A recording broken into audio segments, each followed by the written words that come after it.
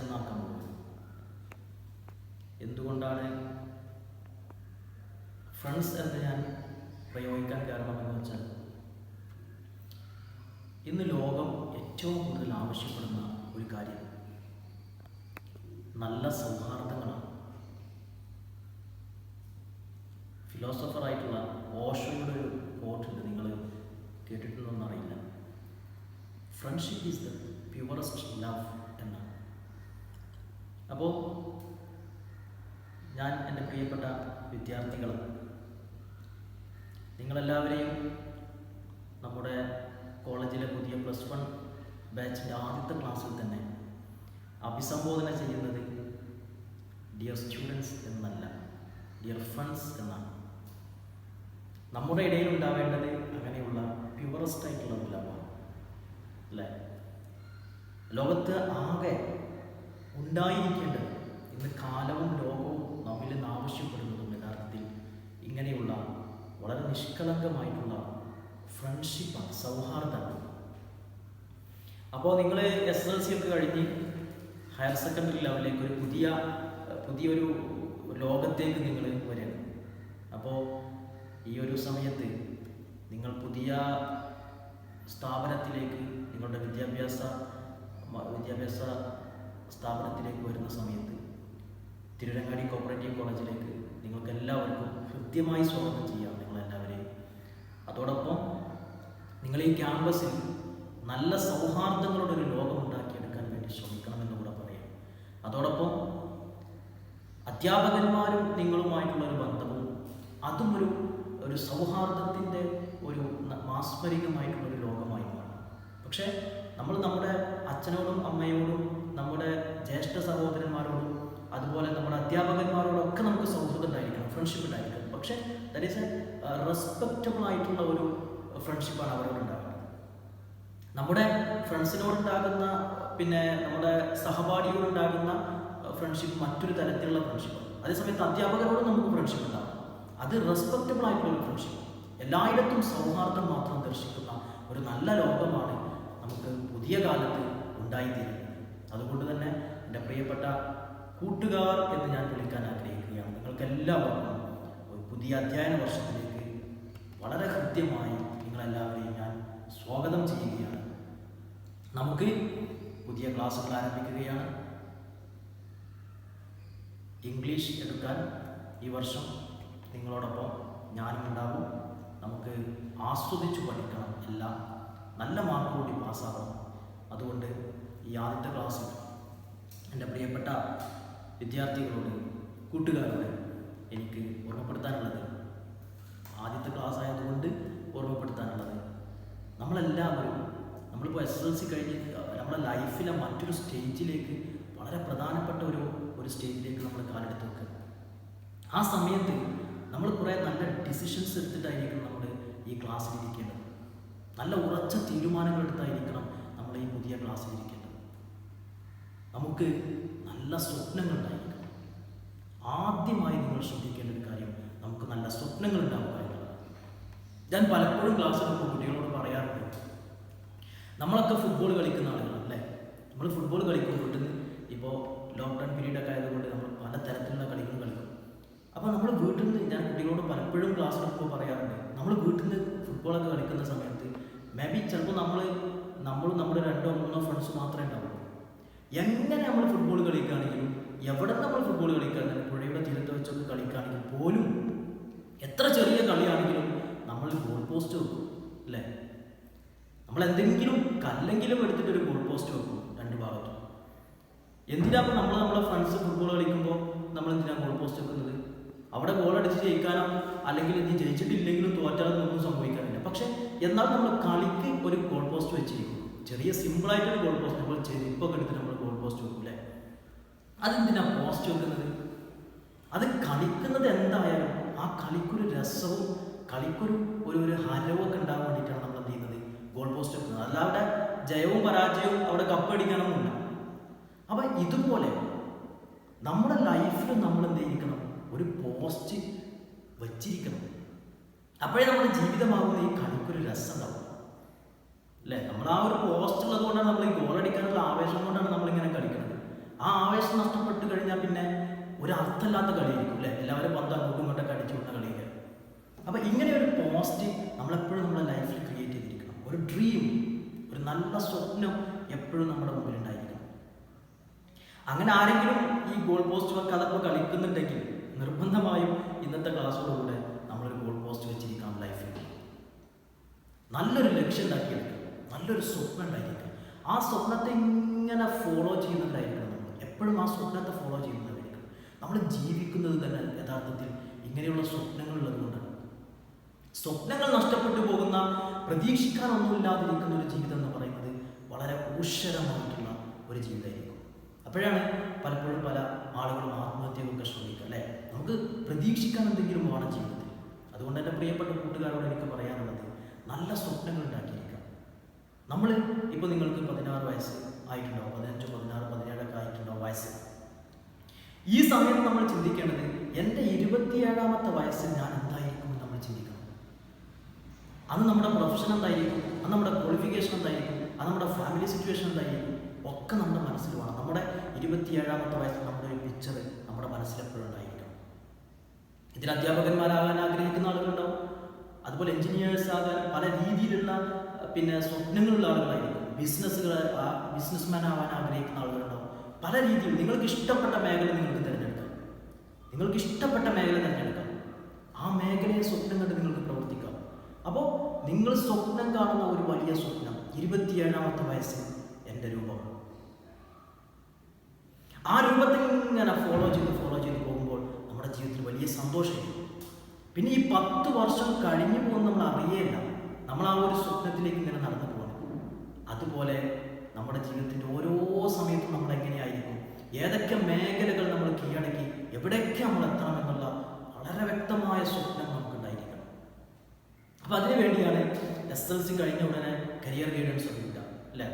നിങ്ങളുടെ അഭിരുചിക്കനുസരിച്ചുള്ള കോഴ്സ്. ഒരിക്കലും മറ്റൊരാളുടെ നിർബന്ധത്തിന് വഴങ്ങിയാവരുത് നമ്മൾ കോഴ്സ് തിരഞ്ഞെടുക്കുന്നത്. നമ്മുടെ രക്ഷിതാക്കളും നമ്മുടെ അധ്യാപകന്മാരും ഒക്കെ നമുക്ക് വഴികാട്ടികളാണ്, നമുക്ക് മാർഗങ്ങൾ കാണിച്ചു തരും അല്ലേ?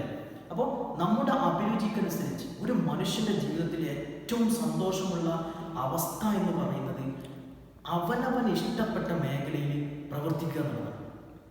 ഞാനൊരു അധ്യാപകനാവാൻ ആഗ്രഹിച്ച് ഞാനൊരു MBBS ഡോക്ടറായാലും എൻ്റെ ജീവിതത്തിൽ ഒരു സന്തോഷമുണ്ടാവും.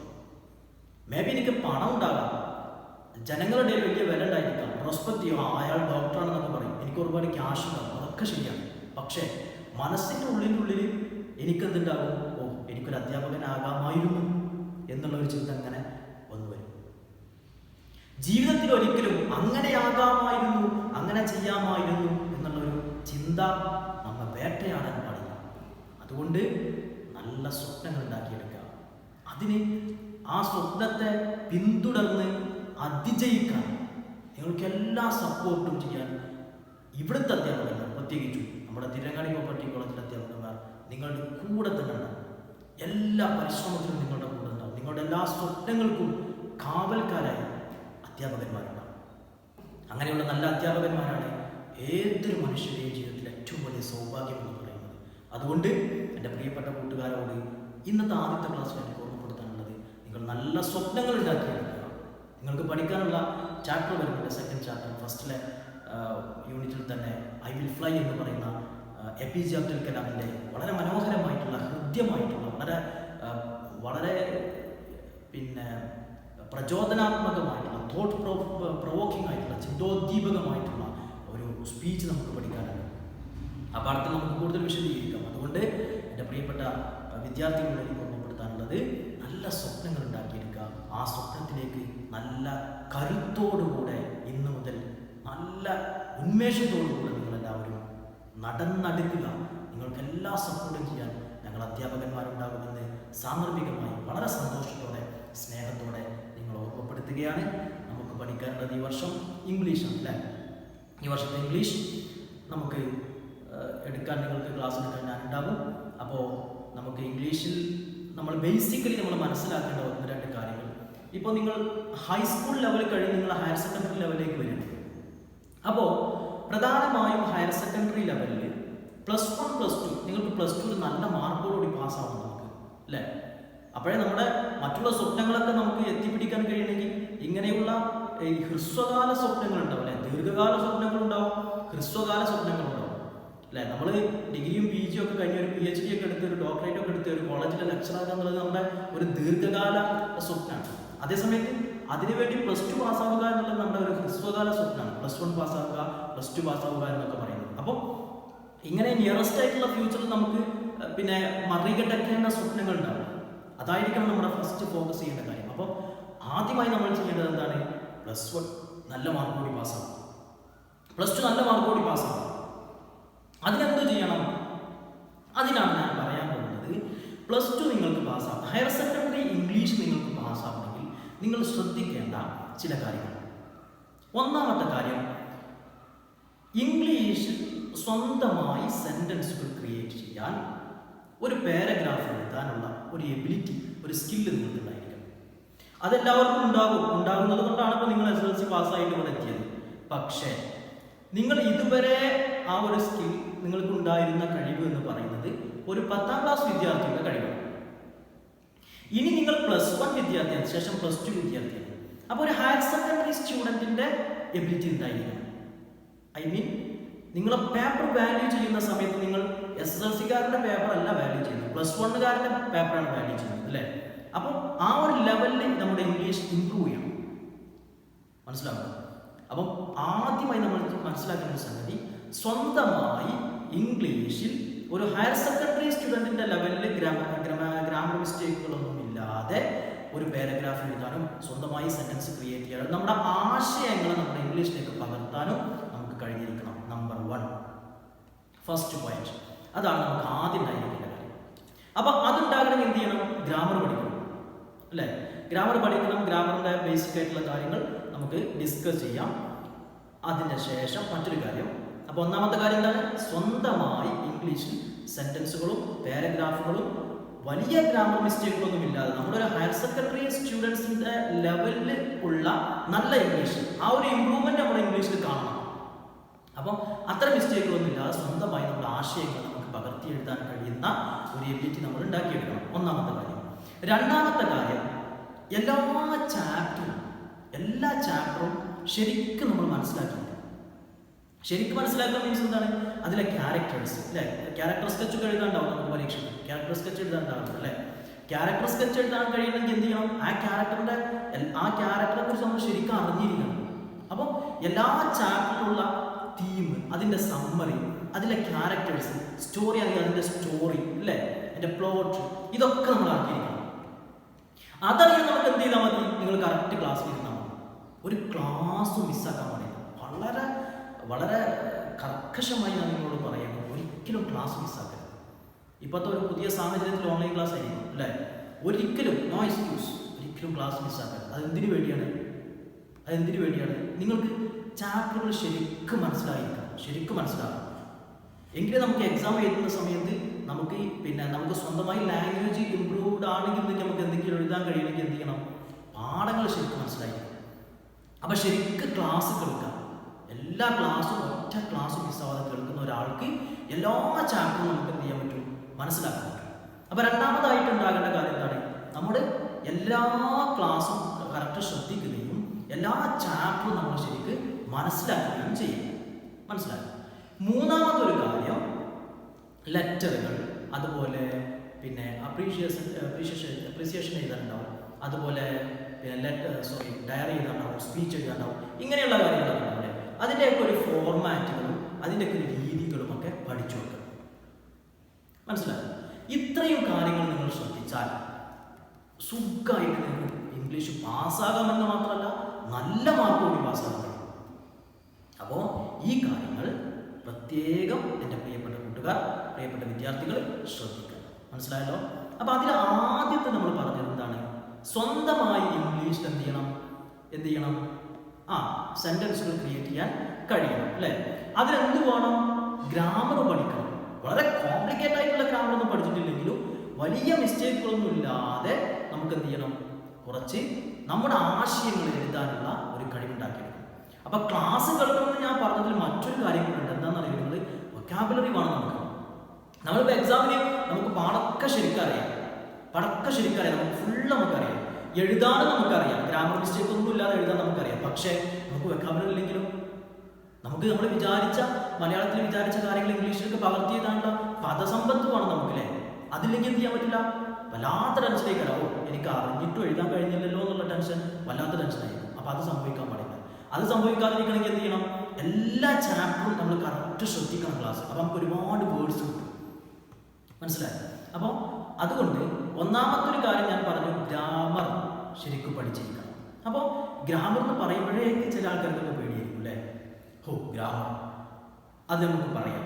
എന്തുകൊണ്ടാണ് ഗ്രാമർ ഇങ്ങനെ പേടിക്കാനുള്ള ഒരു കാരണം? ഗ്രാമർ അങ്ങനെ പേടിക്കേണ്ട ഒരു സംഗതി ഒന്നല്ല, അത്ര വലിയ കോംപ്ലിക്കേറ്റഡ് ആയിട്ടുള്ള ഗ്രാമർ ഒന്നല്ല ഇംഗ്ലീഷ് ഗ്രാമർ. വളരെ സിമ്പിളാണ്, മനസ്സിലാക്കിയാൽ വളരെ സിമ്പിളാണ്. അതുകൊണ്ട് നമുക്ക് ഇനി ചെയ്യേണ്ട കാര്യം വളരെ ചെറിയ രൂപത്തിൽ നിന്ന് കുറച്ച് ഗ്രാമർ പാർട്ട്, ബേസിക് ആയിട്ടുള്ള കുറച്ച് കാര്യങ്ങൾ നമുക്ക് ഡിസ്കസ് ചെയ്യാം. ഓക്കെ, അപ്പോൾ നമുക്ക് നോക്കാം. അപ്പോൾ നമ്മൾ പറഞ്ഞു 3 കാര്യങ്ങളാണ് നിങ്ങൾ ഹയർ സെക്കൻഡറി പിന്നെ എഡ്യൂക്കേഷൻ, ഈ ഹയർ സെക്കൻഡറിയിൽ നിങ്ങൾ ശ്രദ്ധിക്കേണ്ട, കൂടുതൽ മാർക്ക് കിട്ടാനും നല്ല മാർക്കോടുകൂടി പാസ്സാവാനും ഒക്കെ നിങ്ങൾ ശ്രദ്ധിക്കേണ്ട 3 കാര്യങ്ങൾ ഞാൻ പറഞ്ഞു ബേസിക് ആയിട്ട്. അപ്പോൾ അതിൽ ഒന്നാമത്തെ കാര്യം നമ്മൾ പറഞ്ഞത് എന്താണ്, നമുക്ക് സ്വന്തമായി ഇംഗ്ലീഷിൽ എന്ത് ചെയ്യണം, സെൻറ്റൻസുകൾ ക്രിയേറ്റ് ചെയ്യാൻ കഴിയണം അല്ലേ. അപ്പോൾ ഒരു ഹയർ സെക്കൻഡറി സ്റ്റുഡൻറ്റിൻ്റെ ലെവലിൽ നിന്നുകൊണ്ട് അധികം ഗ്രാമർ മിസ്റ്റേക്കുകളൊന്നും ഇല്ലാതെ ഒരു പാരഗ്രാഫ് എഴുതാൻ പറഞ്ഞാൽ നമുക്കൊരു ആശയം, നമ്മൾ മലയാളത്തിൽ നമ്മുടെ ആശയം നമ്മുടെ മൈൻഡിലുണ്ടെങ്കിൽ അത് പകർത്തി ഇംഗ്ലീഷിലേക്ക് എഴുതാൻ നമുക്ക് കഴിയണം. അതിന് കഴിയണമെങ്കിൽ നമ്മൾ എന്ത് പഠിക്കണം, ഗ്രാമർ പഠിക്കണം. അപ്പോൾ ഗ്രാമർ പഠിക്കുക എന്ന് പറയുമ്പോഴേക്ക്, ഗ്രാമർ എന്ന് പറയുമ്പോഴേക്ക് നമ്മളെ ഫേസൊക്കെ മാറും. അതെന്തുകൊണ്ടാണ്, ഗ്രാമർ ഇങ്ങനെ എന്തോ സംഭവമാണെന്ന് വെച്ചിട്ട് ഇങ്ങനെ നിൽക്കുന്ന കുറേ ആൾക്കാരുണ്ട് അല്ലേ. ഗ്രാമർ ഏത് ഭാഷയിലും ഗ്രാമർ ഒരു വല്ലാത്ത നമുക്ക് വഴങ്ങാത്തൊരു സംഗതി ആയിട്ടുള്ള ഒരു കൺസെപ്റ്റ് ഉണ്ട് അങ്ങനെ എല്ലാവർക്കും. ഒരിക്കലും ആ ഒരു ധാരണ വേണ്ട. ഗ്രാമർ അത്ര വലിയ കോംപ്ലിക്കേറ്റഡ് ആയിട്ടുള്ള ഒരു സംഗതി ഒന്നല്ല. എസ്പെഷ്യലി ഇംഗ്ലീഷ് ഗ്രാമർ മറ്റുള്ള ലാംഗ്വേജിനെ അപേക്ഷിച്ച് നോക്കുമ്പോൾ, മലയാളത്തെ അപേക്ഷിച്ച് നോക്കുമ്പോൾ, അറബി അപേക്ഷിച്ച് നോക്കുമ്പോൾ ഇംഗ്ലീഷ് ഗ്രാമർ അത്ര വലിയ കോംപ്ലിക്കേറ്റഡ് ആയിട്ടുള്ള ഒരു ഗ്രാമർ ഒന്നല്ല. വളരെ സിമ്പിളായിട്ട് നമുക്ക് മനസ്സിലാക്കാവുന്നതേ ഉള്ളൂ. പിന്നെ എന്തുകൊണ്ട് നിങ്ങൾക്ക് അത് ഗ്രാമർ വലിയൊരു എന്താ പറയുക, വലിയൊരു കോംപ്ലിക്കേറ്റഡ് ആയിട്ടുള്ള ഒരു സംഗതിയായിട്ട് തോന്നാൻ കാരണം എന്തുകൊണ്ടാണ്, അത് നമ്മൾ പഠിക്കുന്നിടത്തുള്ള പ്രശ്നമാണ്. നമ്മൾ ഗ്രാമർ ഇതുവരെ പഠിച്ചതോടത്തുള്ള പ്രശ്നമാണ്. ഞാൻ എപ്പോഴും എൻ്റെ സ്റ്റുഡൻസിനോട് പറയാറുണ്ട്, പലർക്കും പറ്റുന്ന ഒരു അബദ്ധം, നമ്മൾ ഏത് ഭാഷ പഠിക്കുമ്പോഴും ശ്രദ്ധിക്കണം, നിങ്ങൾ വളരെ അധികം ശ്രദ്ധിക്കണം. ഏത് ഭാഷ പഠിക്കുമ്പോഴും ആ ഭാഷയുടെ, ആ ലാംഗ്വേജിൻ്റെ സ്റ്റഡി എന്ന് പറയുന്നതിന് ഒരു സ്ട്രക്ചർ ഉണ്ട്. ആ സ്ട്രക്ചറിൽ പഠിച്ചെങ്കിൽ മാത്രമേ നമുക്ക് ആ ലാംഗ്വേജ് വഴങ്ങുള്ളൂ. അല്ലാത്ത കാലത്തോളം മേബി നമുക്ക് മാർക്ക് കിട്ടിയിരിക്കാം, അതപ്പോൾ വൈകാട്ടൊക്കെ ആയിട്ട് എഴുതി പോയി മാർക്ക് കിട്ടില്ല. പക്ഷെ അപ്പോഴും നമ്മൾ ഭാഷ തിരിയില്ല. ഇംഗ്ലീഷ് തിരിയാത്തതിൻ്റെ പ്രശ്നം അതാണ്. ഡിഗ്രിക്ക് എത്തിയാലും ചിലപ്പോൾ നമുക്ക് ഇംഗ്ലീഷ് മനസ്സിലാകും. ഇംഗ്ലീഷ് മനസ്സിലായെന്ന് ചോദിച്ചാൽ ഞാൻ പറയുന്നത് ആ ഭാഷ, ഇംഗ്ലീഷ് ശരിക്കും തിരിഞ്ഞിട്ടുണ്ടോ എന്ന് ചോദിച്ചാൽ നമുക്ക് തിരിച്ചിട്ടുണ്ടല്ലോ. പക്ഷെ നമുക്ക് മാർക്കൊക്കെ ഉണ്ടാവും, പാസ്സായി പോലെ ഉണ്ടാവും. പക്ഷെ അപ്പോഴും നമുക്ക് ഇംഗ്ലീഷ് എന്തോ ഒരു അവ്യക്തത എവിടേക്കെയോ ഉണ്ടാവും. അങ്ങനെ സംഭവിക്കാൻ കാരണം ഇംഗ്ലീഷ് പഠിക്കുന്നതിനൊരു സ്ട്രക്ചർ ഉണ്ട്, ആ സ്ട്രക്ചറിൽ പഠിക്കുന്നില്ല എന്നുള്ള ഒന്നാമത്തെ കാരണം. രണ്ടാമത്തെ കാരണം, നമ്മൾ പഠിച്ച ഗ്രാമറുകളൊക്കെ എന്താണ് നമ്മൾ പഠിച്ച ഗ്രാമറുകളൊക്കെ, നമ്മൾ 8ാം ക്ലാസ്സിൽ ഒരു ടീച്ചർ വരുന്നു, ഒരു മാഷ് വരുന്നു, 10ാം ക്ലാസ്സിൽ വേറെ ടീച്ചർ വരുന്നു, ഇങ്ങോട്ട് എന്തെങ്കിലും കുറേ പിന്നെ ടെൻസ് പഠിക്കും അല്ലേ, പിന്നെ കുറേ ക്വസ്റ്റ്യൻ ടാഗ് പഠിക്കും. ഇങ്ങനെ എവിടെ നിന്നൊക്കെ ഞാൻ പലപ്പോഴും കുട്ടികളോട് പറയാറുണ്ട് ഗ്രാമർ ക്ലാസ്സിൽ, നമ്മളിപ്പോൾ ഒരു ക്ലാസ്സിൽ, ഞാനിപ്പോൾ ഒരു കഥ പറഞ്ഞുകൊണ്ടിരിക്കുകയാണ് ക്ലാസ്സിൽ, ഒരു രാജാവിൻ്റെ കഥ പറയുന്നത്. അപ്പോൾ കഥ ഇങ്ങനെ പറഞ്ഞ് രാജാവിൻ്റെ കഥ ഒക്കെ പറഞ്ഞ് 10 മിനിറ്റ് കഴിഞ്ഞപ്പോൾ ഒരാൾ ക്ലാസ്സിലേക്ക് വരുന്നുണ്ട്, മറ്റൊരു സ്റ്റുഡൻറ്റ്. അപ്പോൾ അവൻ വൈകി വന്ന് അവൻ ക്ലാസ്സിൽ വരുന്നു. അപ്പോൾ ഞാൻ പറയണേ, അങ്ങനെ നമ്മളെ രാജാവ് മരിച്ചു എന്ന് പറയുമ്പോൾ ഇവരിങ്ങനെ ആലോചിക്കുന്നുണ്ടാവും, രാജാവ് മരിച്ചോ? അപ്പോൾ രാജാവ് ജനിച്ച കഥ തന്നെ അപ്പോൾ ആർക്കറിയില്ല, ഈ വന്ന ആൾക്കറിയില്ല, അറിയോ? അപ്പൊ ഈ ആൾക്ക് പിന്നെ ഈ രാജാവ് എവിടുന്ന വന്നത്, ഇതേതാ രാജാവ് ജനിച്ചതെന്നാ, ഏത് രാജ്യത്തിലെ രാജാവിന് മക്കളുണ്ടോ, ഈ കഥ ഒന്നും ആർക്കറിയില്ല, ഈ നേരം വയ്ക്കുന്ന ആൾക്കറിയില്ല. അപ്പൊ ഈ നേരം വൈകി വന്ന ആള് ഈ സ്റ്റോറി കണ്ട് ക്യാച്ച് ചെയ്യണമെങ്കിൽ കുറേ കഴിയണം, കുറേ പറഞ്ഞു കഴിയുമ്പോൾ തോന്നാ, അപ്പൊ അങ്ങനെ ആയിരിക്കില്ലേ രാജാവിന്റെ ഈ കഥയുടെ തുടക്കം. ഇതേ അവസ്ഥയാണ് പലപ്പോഴും ഗ്രാമർ പഠിക്കുമ്പോൾ നമുക്ക് സംഭവിക്കുന്നത്.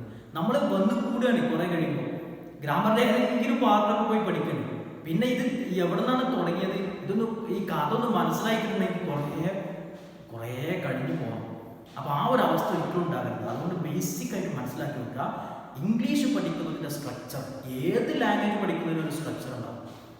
ആ ഒരു സ്ട്രക്ചറിൽ എങ്ങനെ പഠിച്ചു വന്നാൽ വളരെ സിമ്പിളായിട്ട് നിങ്ങൾക്ക് ഇംഗ്ലീഷ് കൈകാര്യം ചെയ്യാൻ കഴിയും. മനസ്സിലാക്കുക. അപ്പോൾ മനസ്സിലാക്കുക, ഏത് ഭാഷയും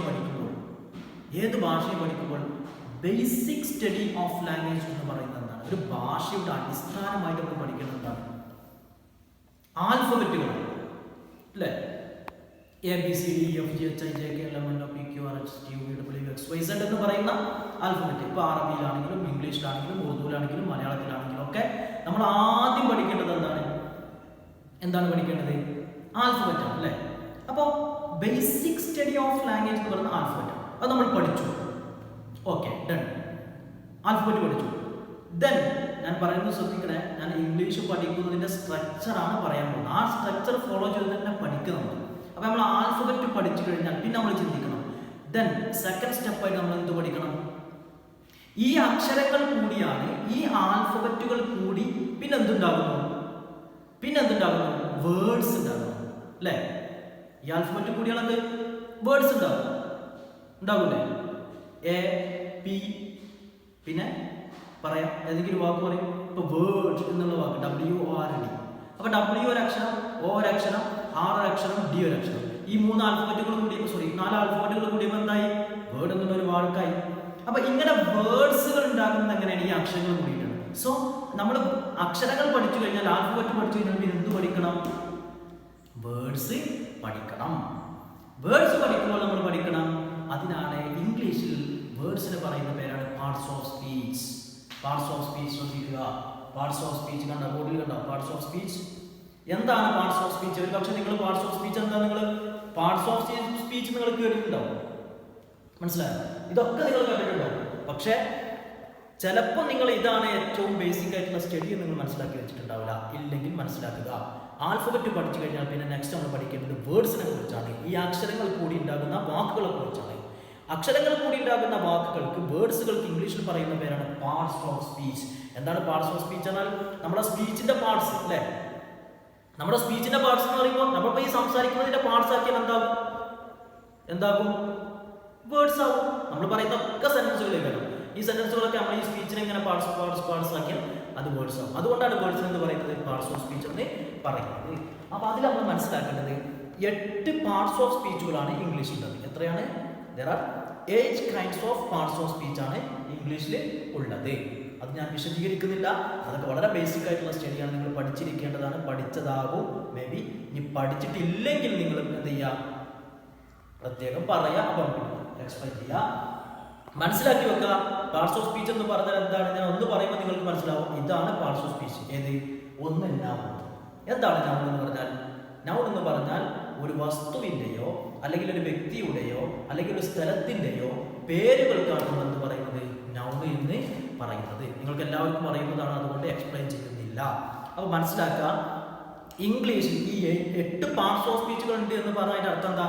ഇംഗ്ലീഷിൽ ഏത് വേർഡ്സ് എടുത്ത് നോക്കിയാലും ഈ 8 വിഭാഗത്തിൽപ്പെട്ട എന്തെങ്കിലും ഒന്നായിരിക്കണം അല്ലേ? അങ്ങനെ നമ്മൾ വേർതിരിക്കാൻ പോകുന്നത്. അപ്പോൾ ഒന്നാമത്തത് നൗണാണ്.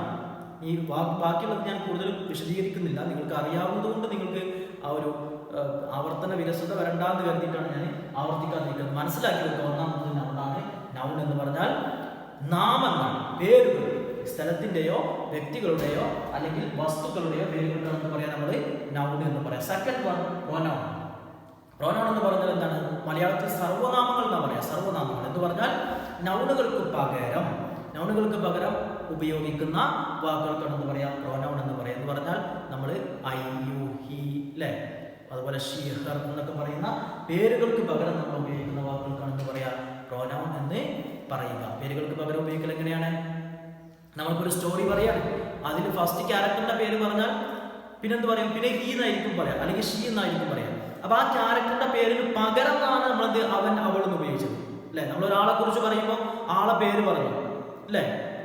ഇപ്പോൾ ആളെ പേര് എന്താ പറയുക? ഒരു അരുൺ അല്ലെ, അല്ലെങ്കിൽ അനിൽ ഒരു പേര് പറഞ്ഞു. അപ്പൊ അനിൽ എവിടുന്നാ വരുന്നത്? അവന്റെ സ്ഥലം പറഞ്ഞു. പിന്നെ അവന്റെ പേര് ഇങ്ങനെ പറയും ഇല്ല, പിന്നെ അവന്റെ അല്ലെ, അവളുടെ എന്നാ പറയും.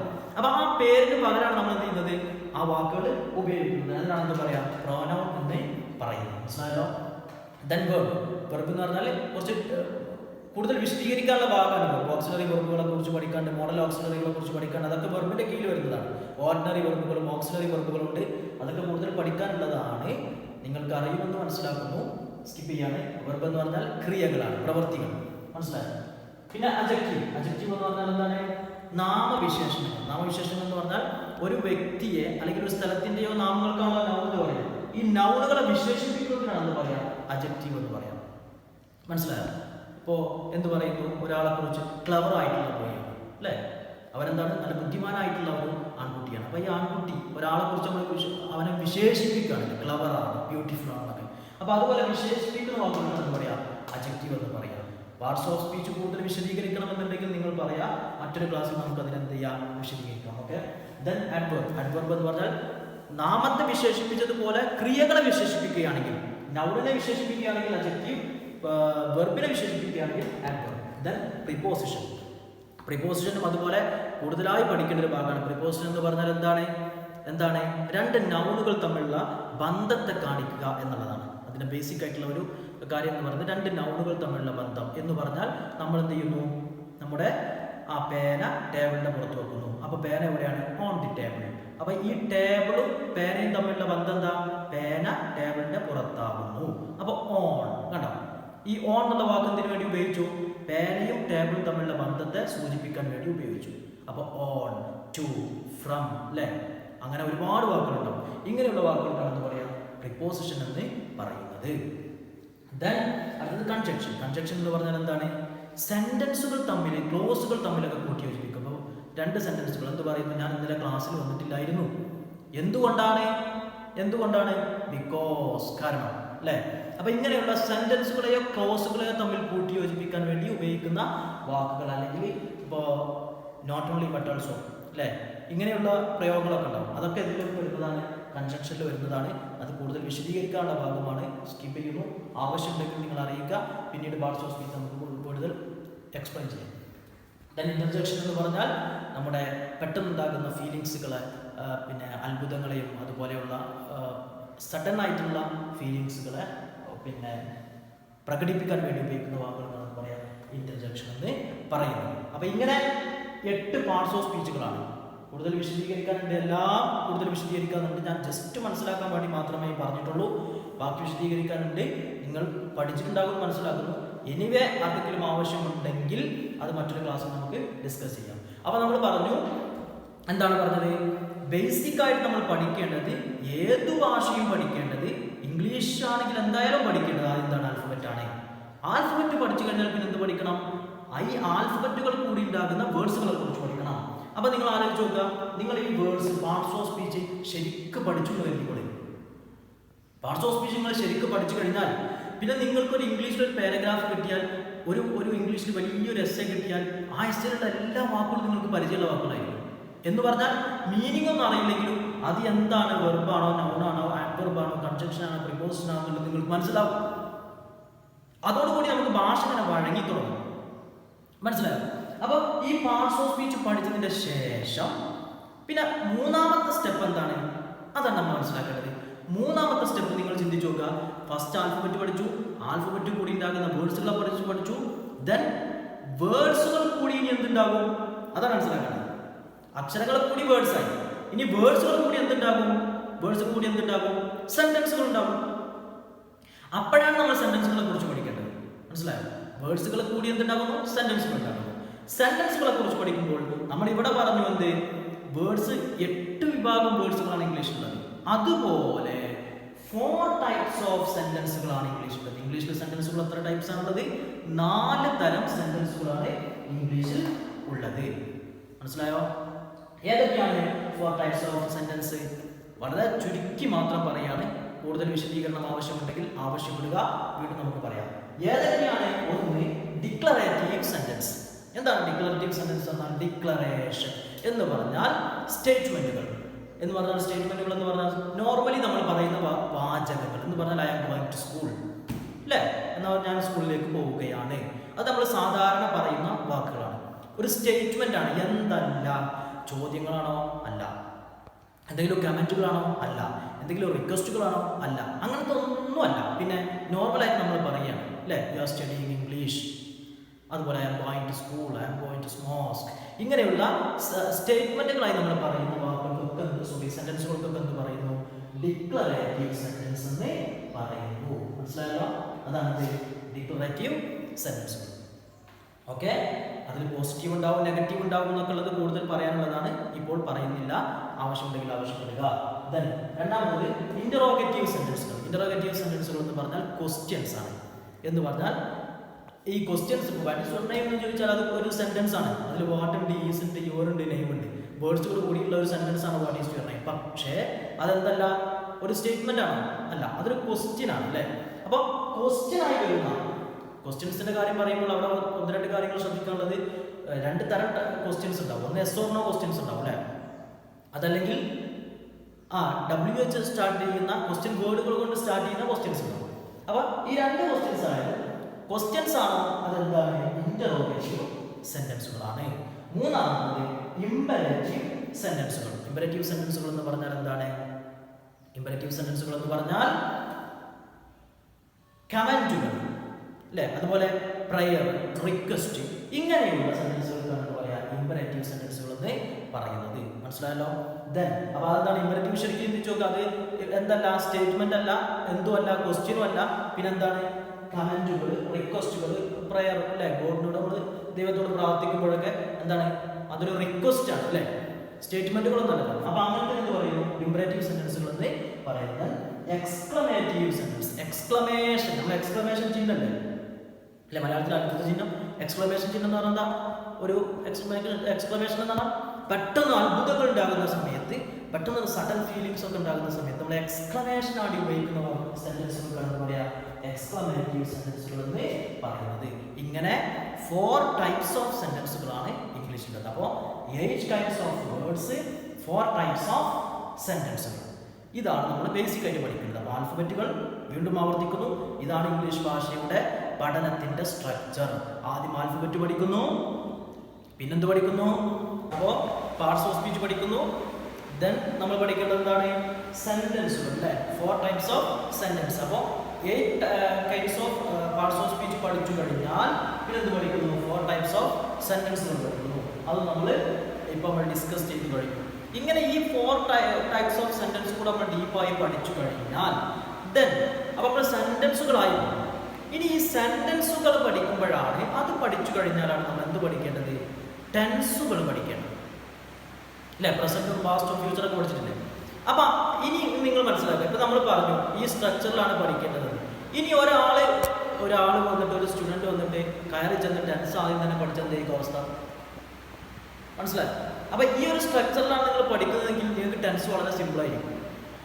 അപ്പം ടെൻസ് എങ്ങനെ സിമ്പിളായിട്ട് പഠിക്കാം എന്നുള്ളത് നമുക്ക് അടുത്ത ക്ലാസ്സിൽ ഡിസ്കസ് ചെയ്യാം. അപ്പോൾ ഇത്രയും കാര്യങ്ങൾ നിങ്ങൾ ശരിക്കും മനസ്സിലാക്കി വെക്കുക. ഞാൻ ആദ്യം പറഞ്ഞ കാര്യങ്ങൾ ശ്രദ്ധിക്കുക. അതിൻ്റെ ശേഷം നമ്മൾ ഹയർ സെക്കൻഡറി ഇംഗ്ലീഷിൽ നമുക്ക് മാർക്ക് വാങ്ങാനുള്ള ചില കാര്യങ്ങൾ നമ്മൾ പറഞ്ഞു, അതുകൂടെ മനസ്സിലാക്കി വെക്കുക. ബേസിക് ആയിട്ടുള്ള പറഞ്ഞ കാര്യങ്ങൾ മനസ്സിലാക്കി വെക്കുക. ദെൻ അടുത്ത ക്ലാസ്സിൽ നമുക്ക് കുറച്ച് ടെൻസിൻ്റെ ഭാഗം കൂടെ നമുക്ക് ഡിസ്കസ് ചെയ്യാം. അപ്പോൾ ടെൻസ് നിങ്ങൾ പഠിക്കുന്ന സമയത്ത് നിങ്ങൾക്ക് ടെൻസ് ശരിക്കും തറവായി പഠിച്ചാൽ നിങ്ങൾക്ക് സുഖമായിട്ട് ഇംഗ്ലീഷിൽ എന്ത് ചെയ്യാം? സെൻറ്റൻസുകൾ ക്രിയേറ്റ് ചെയ്യാൻ കഴിയും. അത് കഴിഞ്ഞിട്ട് മോഡൽ ഓക്സിലറീസിൻ്റെ കുറച്ച് പ്രയോഗങ്ങൾ, ക്വസ്റ്റ്യൻ ടാഗ്സ്, ഇങ്ങനെയുള്ള കുറച്ച് ഭാഗങ്ങളും കൂടെ പഠിച്ചാൽ നമുക്ക് ബേസിക് ആയിട്ടുള്ള ഗ്രാമർ പാർട്ട് തീരും. അപ്പോൾ അതിൻ്റെ ശേഷം നമുക്ക് എന്ത് ചെയ്യാം? നമ്മുടെ പാഠഭാഗത്തേക്ക് കടക്കാം. അപ്പോൾ എല്ലാവരും ഒറ്റ ക്ലാസ്സും മിസ്സാക്കരുത് എന്നാണ് വളരെ സീരിയസ് ആയിട്ട് പറയാനുള്ളത്. ഒരു ക്ലാസ്സും മിസ്സാക്കരുത്. എന്തെങ്കിലും ഡൗട്ട്സ് ഉണ്ടെങ്കിൽ ടീച്ചേഴ്സിനോട് ചോദിക്കാം. ഏത് സബ്ജക്റ്റും നിങ്ങൾക്ക് ചോദിക്കാം. ഇംഗ്ലീഷ് പ്രത്യേകിച്ചും ഡൗട്ട്സുകളൊക്കെ ക്ലിയർ ചെയ്തിട്ട് മാത്രമേ പോകാവൂ.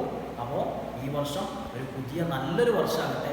നല്ല ഉന്മേഷത്തോടു കൂടെ, നമ്മൾ ഈ കൊറോണയാണ്, ലോക്ക്ഡൗൺ ആണ്, നമുക്ക് ക്യാമ്പസിലൊന്നും പോയി പഠിക്കാൻ പറ്റാത്ത അവസ്ഥയാണ്, അതൊക്കെ ശരിയാണ്. പക്ഷേ നമ്മുടെ ജീവിതത്തിൽ എപ്പോഴും ഏത് സാഹചര്യമാണെങ്കിലും ആ സാഹചര്യത്തെ പോസിറ്റീവാക്കി കാണാൻ നമുക്ക് കഴിയണം. എല്ലാ കാലത്തും എന്നും നമുക്ക് സുഖങ്ങളോ നമ്മൾ വിചാരിക്കുന്ന അതിനുള്ള സന്തോഷങ്ങളോ ഉണ്ടാകും നമ്മൾ ഒരിക്കലും പ്രതീക്ഷിക്കത്തില്ലേ. അപ്പോൾ ഇപ്പോൾ ലോക്ക്ഡൗൺ ആണ്, നമുക്ക് കോളേജിലേക്കൊന്നും പോകാൻ വയ്യ, സ്കൂളിലേക്ക് പോകാൻ വയ്യ. അപ്പോൾ നമ്മുടെ ഫസ്റ്റ് ഇയർ തന്നെ എങ്ങനെ ആയല്ലോ എന്നുള്ള ടെൻഷനൊന്നും വേണ്ട. നമ്മൾ ഏത് രീതിയിലാണെങ്കിലും ആ ഒരു സാഹചര്യത്തെ അങ്ങോട്ട് എൻജോയ് ചെയ്യാം. അതുകൊണ്ട് ഈ ഓൺലൈൻ ക്ലാസ് എൻജോയ് ചെയ്തുകൊണ്ട് എന്ത് ചെയ്യാം? നമുക്ക് പഠിക്കാം. ഒറ്റ ക്ലാസ്സും ആരും മിസ്സാക്കരുത്. നല്ല കുട്ടികളായി പഠിക്കുക, നല്ല സ്വപ്നങ്ങൾ കാണുക, നല്ല മാർക്ക് കൂടി പാസ്സാവുക. എല്ലാവർക്കും എല്ലാവിധ സന്തോഷവും അറിയിച്ചുകൊണ്ട് നമുക്ക് അടുത്ത ക്ലാസ്സിൽ ബാക്കി കാര്യങ്ങൾ ഡിസ്കസ് ചെയ്യാം. Thank you so much.